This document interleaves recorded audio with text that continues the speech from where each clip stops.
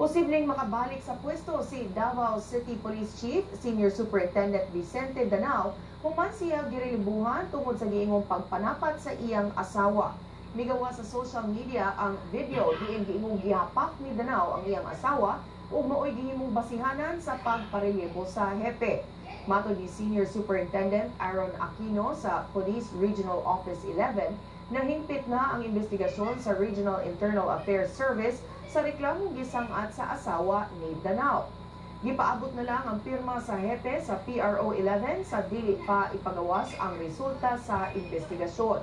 Posibleng mugawas ang resulta sa investigasyon sa unang bahid sa Oktubre. Girelibuhan si Danao tungod sa 4 ka count sa physical injuries o grave misconduct batok sa iyang asawa. Giulipan una si Danao ni City Police Deputy Director Superintendent Marvin Pepino. Wala kahimot ini Mayor Rodrigo Duterte ang pagparelibo kang Danao. Alang sa mayor, normal lamang ang away magtiayon o dili angay padakon. Matod sa mga tinubdan, gipaabot nga mubalik si Danao sa pwesto karong Oktubre 1.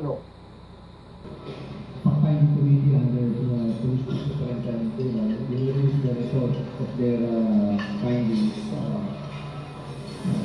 on the 1st of October.